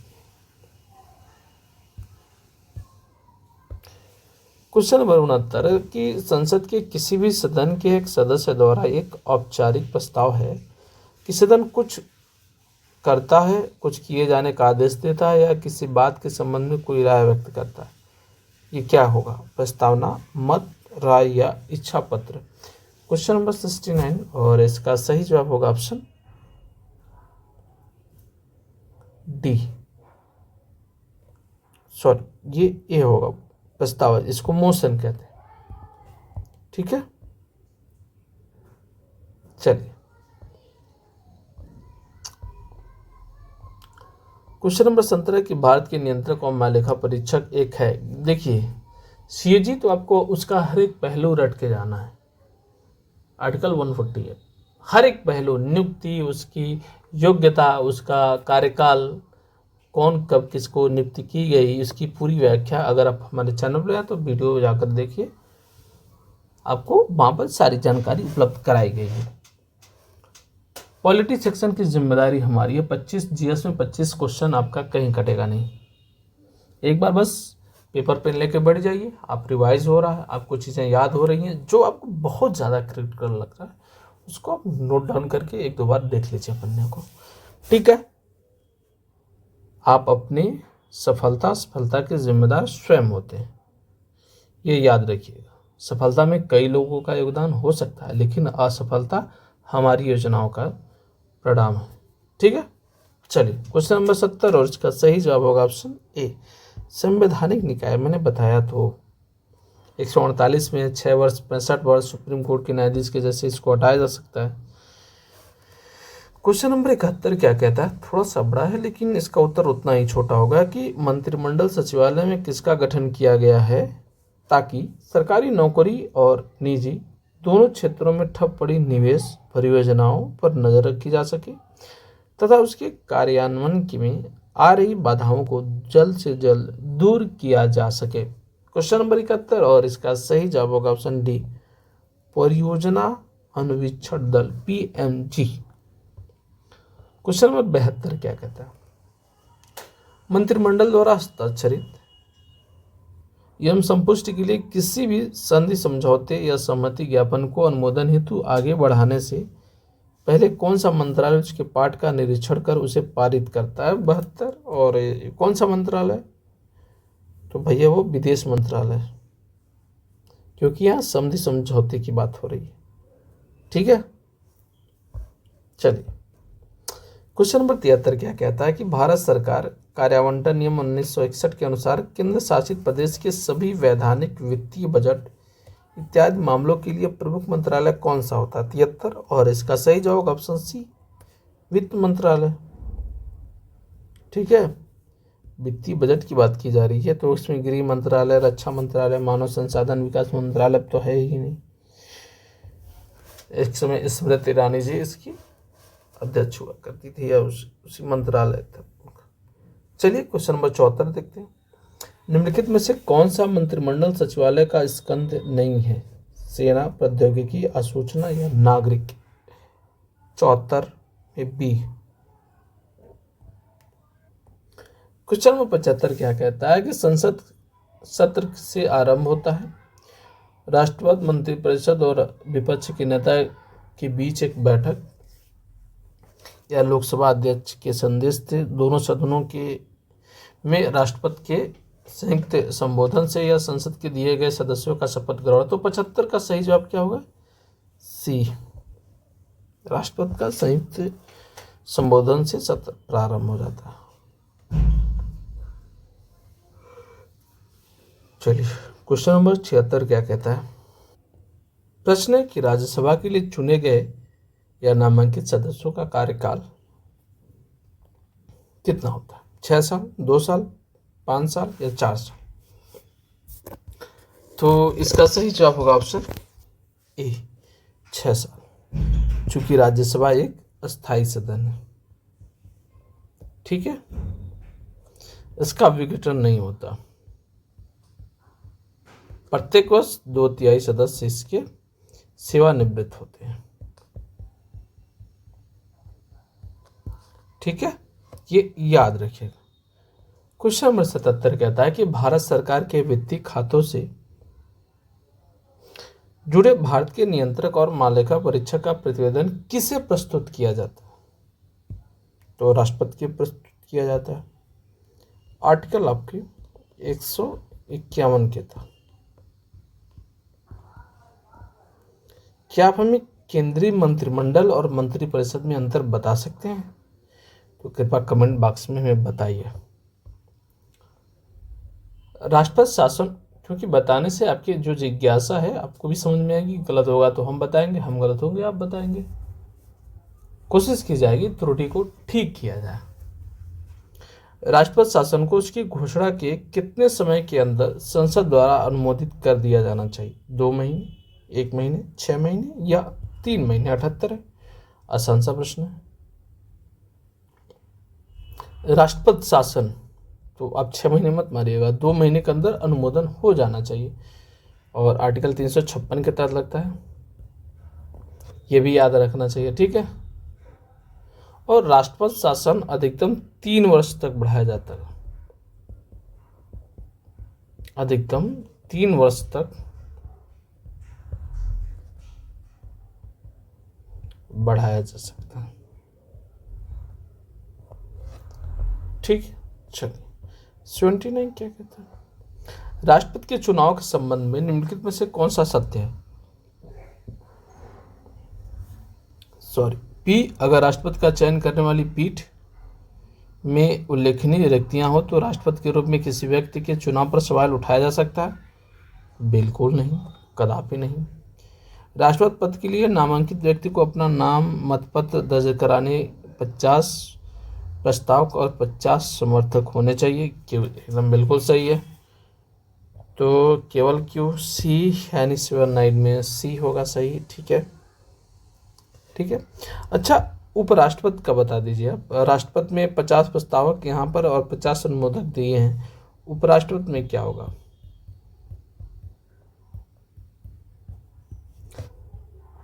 20 प्रस्तावक और 20 अनुमोदक। ठीक है, चलिए। अच्छा, कोरम की बात कर लिया जाए तो राज्यसभा की कोरम 25 होती है, लोकसभा की कोरम कितनी होगी बताइए? 55। 50 मत मार दीजिएगा कभी, ये थोड़ा कन्फ्यूजन रहता है एग्जाम हॉल में प्रेशर के अंदर। वैसे तो आपको प्रश्न का उत्तर आता ही है। निम्नलिखित में से कौन राष्ट्रपति की कौन सी न्यायिक शक्ति उसकी परिभाषा से मेल नहीं खाती है? रूपांतरण, पूर्व क्षमा, दंडविराम, सजा को कम देना। आप तो पहले ही आप समझ चुके 80। इसका सही जवाब ए है। रूपांतरण और पूर्व क्षमा में कहीं साम्यता है ही नहीं। दंड विराम सजा को कम कर देती है, दंड निलंबन सजा को अस्थायी तौर पर डालना, दंड घटाना सजा को कम करना। अभी 1 घंटे हुए हैं और लगभग हमें 30 प्रश्न और करने हैं, तो एक ही वीडियो में कर लेते हैं या देखते हैं, 2 वीडियो 2 सेक्शन कर लेंगे, जैसा भी है धैर्य बनाए रखिए। केंद्र में संघ कार्यपालिका में होती है कौन? राष्ट्रपति, उपराष्ट्रपति, लोकसभा अध्यक्ष, प्रधानमंत्री। तो इसका सही जवाब क्या होगा? 81। और इसका सही जवाब होगा ऑप्शन ए, राष्ट्रपति होंगे ABDA कार्यपालिका में और प्रधानमंत्री। क्वेश्चन नंबर 81 ये याद रखिएगा। क्वेश्चन नंबर 82 क्या कहता है कि स्वयं इस्तीफा देने के अलावा इनमें से किन पद्धतियों के द्वारा किसी राज्य के राज्यपाल को उसके पद से हटाया जा सकता है? लोकसभा द्वारा पदच्युत, लोकसभा द्वारा महाभियोग, विधानसभा द्वारा महाभियोग, ये बताइए हमें। तो इसका सही जवाब होगा ऑप्शन ये, केवल राष्ट्रपति, क्योंकि उनके प्रसाद पर इन पद धारण करते हैं भाई। 1993 में स्थापित क्या कौन सी समिति थी, कौन सा आयोग था कि राजपत्र का देश में राज्य और केंद्र सरकारों के बीच संबंध और अधिकारों के संतुलन को जांचना और भारत के संविधान के ढांचे के भीतर परिवर्तन का सुझाव देना था? आर्टिकल 83 क्या कहता है? इसका सही जवाब होगा ऑप्शन सी, सरकारी आयोग। और 30 नवंबर 2017 को भारत के नियंत्रक एवं मालिका परीक्षक कौन थे? 84। और इसका सही जवाब ऑप्शन डी, यानी सॉरी, उस समय आपकी राजीव वाशी थे, वर्तमान समय में गिरीश चंद्र मुर्मू हैं वर्तमान में, याद रखिएगा गिरीश चंद्र मुर्मू जी थे। आपको पूरे धैर्य के साथ मतलब बैठ के पूरे अच्छे से पढ़ना है, देखना है, सुनना है, अपनी परीक्षा को एकदम जकड़ करके रखना है, अपने अंदर तक समाहित कर लेना है। सरकारी बजट पेश करने की तारीख कौन तय करता है? केंद्रीय मंत्रिमंडल, राष्ट्रपति, वित्त मंत्री या लोकसभा अध्यक्ष? तो जो छोटे प्रश्न है तो डायरेक्ट करते हैं। 85। इसका सही जवाब होगा ऑप्शन बी, यानी आपके राष्ट्रपति महोदय सरकारी बजट पेश करने की तारीख को तय करते हैं। क्वेश्चन नंबर 86 कह रहा है, उसमें आपको भरना है कि भारत सरकार के राजस्व और व्यय के लेखा परीक्षा के लिए भारत की संसद द्वारा गठित संसद के चयनित सदस्यों की एक समिति है, वो समिति कौन सी है बताइए? इसका सही जवाब क्या होगा बताइए? क्वेश्चन नंबर 86 इसका सही जवाब होगा option A, PAC, public account committee. ठीक है, इसमें 22 सदस्य होते हैं, 15 लोकसभा प्लस 7 राज्यसभा से। ये COG के प्रतिवेदनों की जांच करती है, लोक लेखा समिति। आगे बढ़ते हैं। क्वेश्चन नंबर 87 क्या कहता है कि निम्न में से कौन सा कटौती प्रस्ताव का एक प्रकार नहीं है जिसे संसद में प्रस्तावित किया जा सकता है? सटीक कटौती प्रस्ताव, टोकन कटौती प्रस्ताव, नीति कटौती प्रस्ताव या अर्थव्यवस्था कटौती प्रस्ताव? तो इसका सही जवाब क्या होगा हमें बताइए? क्वेश्चन नंबर 87 इसका सही जवाब होगा ऑप्शन ए, सटीक कटौती प्रस्ताव।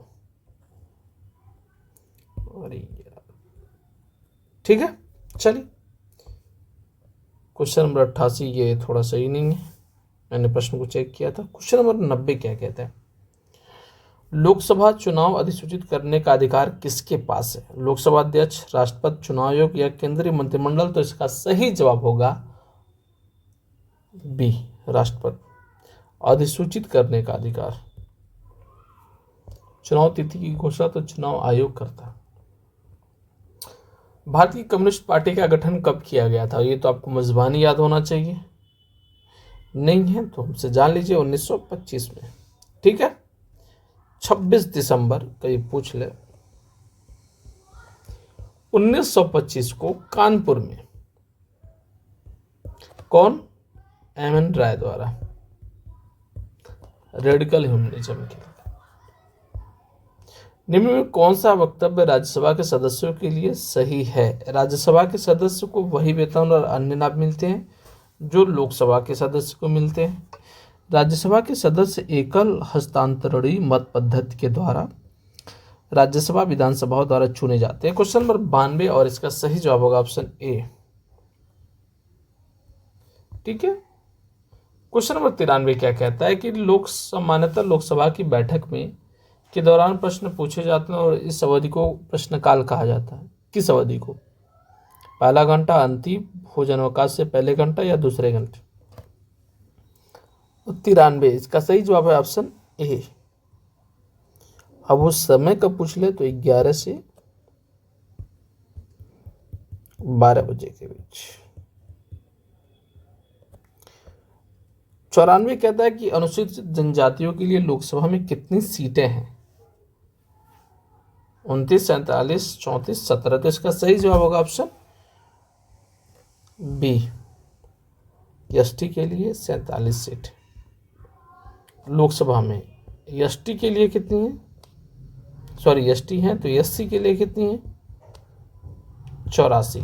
किसके तहत? आर्टिकल 330 के तहत लोकसभा में एससी और एसटी के सीटों का आरक्षण की बात की गई है। ये इतना आपको याद रखना चाहिए, आर्टिकल भी बहुत महत्वपूर्ण है। चलिए आगे बढ़ते हैं। क्वेश्चन नंबर 95, निम्नलिखित में से लोकसभा की कितनी सीटें अनुसूचित जाति? तो एससी के लिए तो आपने पहले देखा ही है 84, एसटी के लिए आपको पता ही है 47।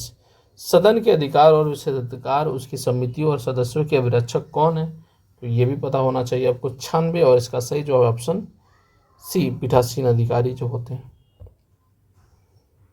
और 97 क्या कहता है कि निम्नलिखित नियुक्तियों में से कौन सी भारत के राष्ट्रपति द्वारा नहीं की जाती है? राज्य के राज्यपाल, संघ लोक सेवा आयोग के अध्यक्ष, लोकसभा अध्यक्ष, कैबिनेट सचिव। नहीं आपको पढ़ना है, क्वेश्चन में आपको यहाँ नहीं दिया 97 में, तो इसका सही जवाब होगा ऑप्शन सी, लोकसभा अध्यक्ष। प्रधानमंत्री सहित मंत्रिमंडल के मंत्रियों की कुल संख्या कितने प्रतिशत से अधिक नहीं होनी चाहिए? 98। तो इसका सही जवाब ऑप्शन डी, 15% से अधिक नहीं होनी चाहिए। ये आपको पता हो सकता है, लेकिन 91 संविधान संशोधन 2003 से ये प्रावधान किया गया। ठीक, आर्टिकल 75 में को जोड़ा गया इसमें। ठीक है, चलिए जहाँ पर प्रश्न की व्याख्या की जरूरत है प्रश्न को हम व्याख्या करेंगे, नहीं तो हम डायरेक्ट प्रश्न को करेंगे। ठीक है, एक आपको देखना समझना है, एक सतर्कता के दृष्टिकोण से सरकारी संगठन के निर्माण कार्यों के तकनीकी लेखा परीक्षा के रूप में कार्य को सौंपा गया है। भारत के नियंत्रक महालेखा परीक्षक, सेंट्रल ब्यूरो, सीबीआई, सीबीसी और लोक आयुक्त। 99 और इसका सही जवाब होगा ऑप्शन ए, भारत के नियंत्रक एवं महालेखा परीक्षक। ठीक, अब बात आती है सीबीआई की। 1 अप्रैल 1963 को। ठीक, और जो आपकी सीबीसी है 1964 में केंद्रीय सतर्कता संस्थानन समिति की अनुसंस्था में। ठीक, और सीबीसी को 2003 में वैधानिक दर्जा दिया गया। सॉरी, ठीक है। चलिए, लोकपाल एक संस्कृति शब्द है हिंदी में जिसका अर्थ है, क्वेश्चन नंबर 100, इसका तो आपको डायरेक्ट बात करनी चाहिए कि लोगों की देखभाल करने वाला। लोकपाल। निम्नलिखित में से कौन सा मामला भारत के नियंत्रक और महालेखा परीक्षक सीएजी की जांच पड़ताल की वजह से विवादों में नहीं आया? कोयला, बोफोर्स, सत्यम कंप्यूटर्स मामला, 2G यानी सत्यम कंप्यूटर्स हो सकते हैं। आप अंदाजा लगाएंगे और यही प्रश्न आपका सही हो जाएगा। निम्न में कौन गलत है? राज्यपाल राष्ट्रपति द्वारा नियुक्त किया जाता है, ये सही है। राष्ट्रपति के प्रसाद पर्यंत राज्यपाल का कार्यकाल रहता है, ये भी सही है। राज्यपाल राष्ट्रपति को अपना त्यागपत्र सौंपता है, ये भी सही है। 30 वर्ष की आयु का कोई व्यक्ति राज्यपाल बन सकता है, भाई साहब ये भी सही है, ये गलत है। ठीक है, चलिए।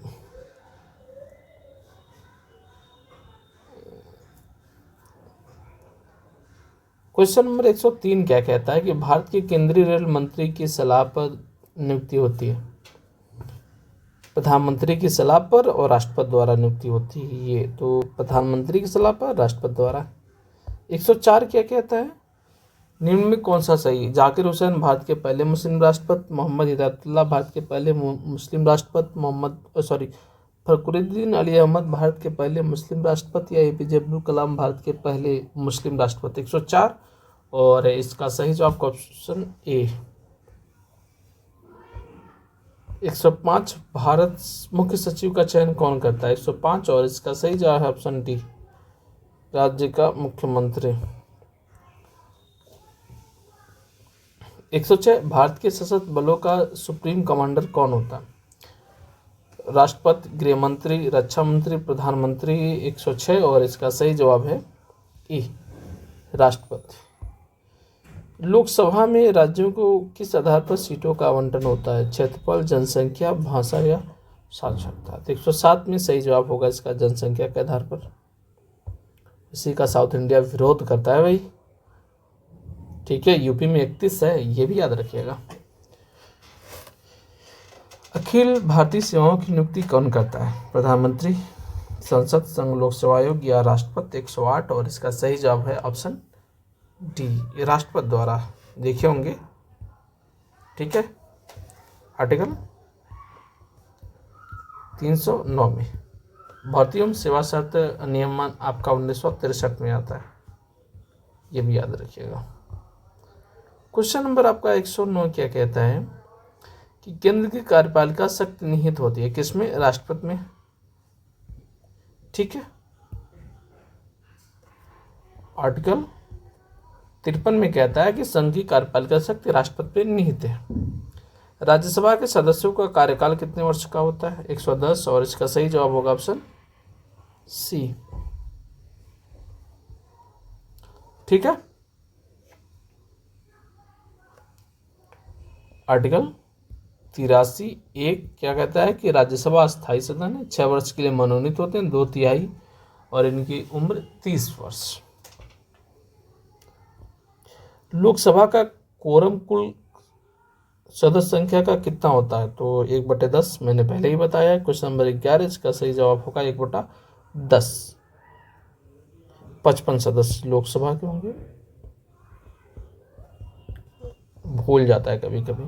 और राज्यसभा का 25, कभी कभी राज्यसभा का दे देता है 25 और पूछता है लोकसभा के कितने, तो सीधे दोना नहीं करना, उसका 55 होता है।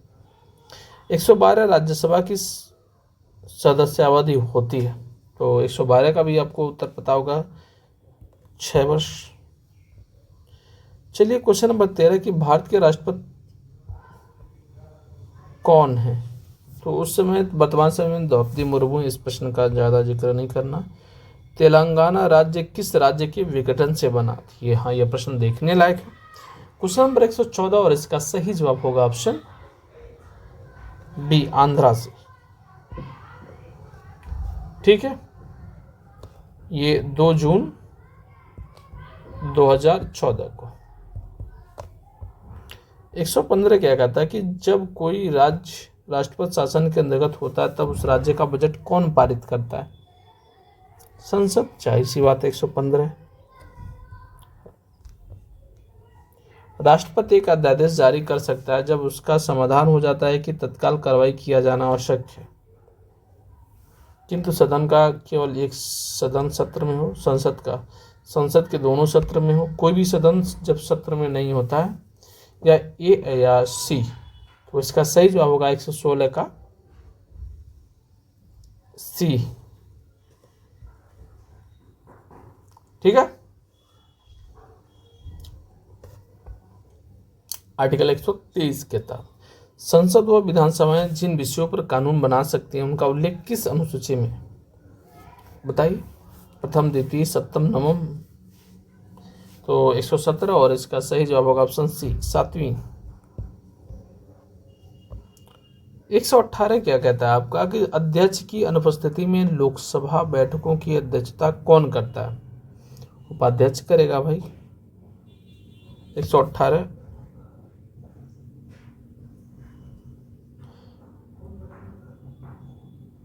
जी, 118 में सी हो। 119 लोकसभा सदस्य बनने के लिए क्या अर्हता आवश्यक है? यहाँ पर ये प्रश्न है। उसका नाम संबंधित राज्य की मतदाता सूची में दर्ज हो, उसका नाम भारत में कई भी मतदाता सूची में दर्ज हो, वह न्यूनतम 30 वर्ष का हो, वह पढ़ा लिखा हो। क्या अर्हता आवश्यक है? 119 और इसका सही जवाब होगा ऑप्शन बी। उसका नाम भारत में कई भी मतदाता सूची में दर्ज हो। जैसे मोदी जी बनारस में आ गए, गुजरात से। साधारण विधेयक किस सदन में पहले प्रस्तुत किया जाता है? 120 लोकसभा, राज्यसभा या किसी सदन में, तो किसी भी सदन में कर सकते हैं, नो मैटर। 368(2) के तहत आप उसमें करते हैं, ठीक है। संयुक्त बैठक आर्टिकल 108 में अध्यक्षता लोकसभा अध्यक्ष ही करता है उसका। कहीं कहीं पूछ लेता है कि संयुक्त बैठक की अध्यक्षता कौन करता है, ऑप्शन में राष्ट्रपति देख के हम संयुक्त समझ के मार देते हैं, लेकिन वो लोकसभा अध्यक्ष ही उसकी अध्यक्षता करता है। भारत में प्रधानमंत्री की नियुक्ति कौन करता है? तो ये भी जाहिर सी बात है, 121 में से राष्ट्रपति करता है भाई। 74 में मंत्रिपरिषद होगी राष्ट्रपति की सहायता सलाह के लिए, और 75 में राष्ट्रपति पीएम की नियुक्ति करते हैं। अनुच्छेद 122 प्रश्न, ये भी थोड़ी सी प्रश्न बदल गया इस वजह से। क्वेश्चन नंबर 123 हम देखते हैं कि किसी जाति को अनुसूचित जाति की श्रेणी में अधिसूचित करने का अधिकार किसको है? 123 संसद, विधानसभा, राष्ट्रपति, सर्वोच्च न्यायालय। तो राष्ट्रपति को है कि किसी जाति को एससी में डाले, एसटी में डाले, ठीक है, अधिसूचित करे। भारत की केंद्रीय मंत्रिपरिषद उत्तरदायी है राष्ट्रपति के प्रति, प्रधानमंत्री के प्रति, लोकसभा के प्रति, सर्वोच्च न्यायालय के प्रति। इसका सही जवाब आप बताइए। तो 124 और इसका सही जवाब होगा ऑप्शन सी, लोकसभा के प्रति मंत्रिपरिषद उत्तरदायी है, ठीक है। 125 भारत के राष्ट्रपति को हटाने की प्रक्रिया। राष्ट्रपति को हटाना है, प्रधानमंत्री द्वारा महाभियोग, उपराष्ट्रपति द्वारा महाभियोग, संसद द्वारा महाभियोग, या इनमें से कोई नहीं। 125 और इसका सही जवाब है ऑप्शन ए, संसद द्वारा महाभियोग। 126 क्या कहता है कि राज्यसभा में राष्ट्रपति कितने सदस्यों को मनोनीत कर सकता है? 12। पहले 2 लोकसभा में एक इंडियन के रूप में होता रहता था, लेकिन 2019 से उनको हटा दिया गया। चलिए क्वेश्चन नंबर आपका 127, राष्ट्रीय सुरक्षा का दायित्व इनके ऊपर है, बताइए। इसका सही जवाब होगा ऑप्शन ए, राष्ट्रपति। 128 कहता है कि भारत का उपराष्ट्रपति निर्वाचित होने का पात्र तभी होगा जब वो भारत का नागरिक हो, 35 वर्ष की आयु पूरी कर चुका हो, राज्यसभा का सदस्य निर्वाचित होने के लिए अर्हत हो, या उक्त सभी। 128 का सही जवाब क्या होगा? ए, ठीक है। चलिए 129 क्या कहता है? भारत के संविधान के अनुच्छेद 54 के अनुसार राष्ट्रपति का निर्वाचन ऐसे निर्वाचक गण के सदस्य करेंगे जिनमें 129 और इसका सही जवाब क्या होगा? सदस्य दोनों निर्वाचित सदस्य हों, राज्यों के विधानसभाओं के निर्वाचित सदस्य हों, केवल ए या ए बी दोनों। तो इसका सही जवाब क्या होगा? 129 का सही जवाब होगा डी, यानी दोनों सदनों में निर्वाचित सदस्य, विधानसभाओं के निर्वाचित सदस्य। क्वेश्चन नंबर 130 कहता है क्या सही है? राष्ट्रपति अन्य कोई लाभ का पद धारण नहीं करेगा। क्या सही नहीं है? ये आपका सही है। प्रश्न के हिसाब से उत्तर हम देखेंगे, ठीक है। राष्ट्रपति की उपलब्धियां एवं भत्ते उसकी पदावधि के दौरान कम नहीं किए जाएंगे। राष्ट्रपति बिना किराया दिए अपने शासकीय निवासों के उपयोग का हकदार होगा। राष्ट्रपति को अपने कार्यकाल तक किसी भी दशा से हटाया नहीं जा सकता। ये किसी भी दशा में, यही आपको गलत बना देता है। ये गलत है, बाकी सब सही है, ठीक। चलिए, निम्न कौन भारत के राष्ट्रपति निर्विरोध चुने गए? ये प्रश्न पूछा है, बहुत बार पूछा है, इंपॉर्टेंट में भी इंपॉर्टेंट है। क्वेश्चन नंबर 131 और ऑप्शन डी, सॉरी बॉस, सही है। क्वेश्चन नंबर 132 कहता है कि निम्नलिखित में से किसी लोकसभा की कार्रवाई में विशिष्ट निमंत्रण पर भाग लेने का अधिकार है? महालेखा परीक्षक, महान्यायवादी, सॉलिसिटर जनरल, लोकसभा के सचिव, 132 और इसका सही जवाब होगा ऑप्शन बी, महान्यवादी को। 133 कहता है कि भारतीय संसद की कार्रवाई में शून्यकाल का अर्थ है सत्र का प्रथम दिन, प्रश्नकाल से पूर्व का काल, जब विशेषाधिकार प्रस्ताव स्वीकृत होता, प्रश्नकाल के अंत और कार्यसूची में दिए गए दूसरे विषय के बीच जो मध्यांतर है वो।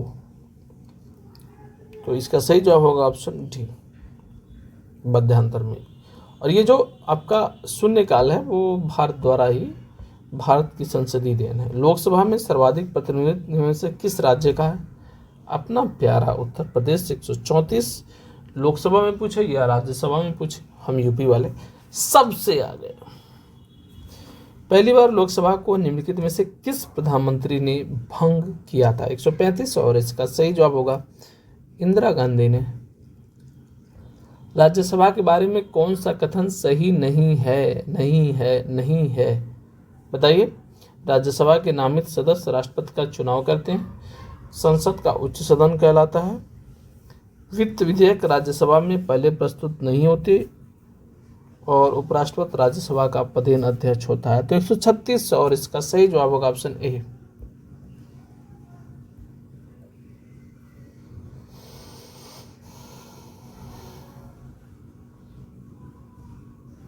सही है, सही है, सही है, सही नहीं है। क्वेश्चन नंबर 137 कहता है कि भारतीय सेना का सर्वोच्च कमांडर कौन होता है? राष्ट्रपति। 138 भारतीय संविधान के अनुसार संसद में शामिल है कौन? लोकसभा, राज्यसभा, लोकसभा, राज्यसभा प्रधानमंत्री, लोकसभा, राज्यसभा राष्ट्रपति। जी हाँ, क्वेश्चन नंबर 138 का सी। हमने यूपीएससी में इस टॉपिक से सबसे ज़्यादा पूछे जाने वाले प्रश्न, या जिस टॉपिक से सबसे ज़्यादा प्रश्न पूछे जाते हैं आपका संघ की कार्यपालिका से, वहाँ से हमने लगभग 150 प्रश्न करने के करीब है। तो आप भी खुश होइए, हम भी खुश हो रहे हैं। चैनल को लाइक, शेयर, सब्सक्राइब ज़रूर करिएगा। कमेंट बॉक्स में बताइएगा आपको वीडियो कैसा लगा। बॉस, मैंने 139 कैबिनेट का नेता होता है राष्ट्रपति, लोकसभा अध्यक्ष, प्रधानमंत्री, उपराष्ट्रपति। तो 139 का सी होगा। 140 में भारतीय संविधान के किस अनुच्छेद में राष्ट्रपति पर दोषारोपण का प्रावधान है? इसका सही जवाब बताइए। इसका सही जवाब होगा ऑप्शन बी, 61, महाभियोग। ठीक है, चलिए, चैनल पे बने रहने के लिए आपका बहुत बहुत आभार, आपका बहुत बहुत धन्यवाद। हमें कमेंट बॉक्स में बताइए आपको वीडियो कैसा लगा। मिलते हैं अगले वीडियो में। चैनल को लाइक, शेयर और सब्सक्राइब जरूर करिएगा। धन्यवाद।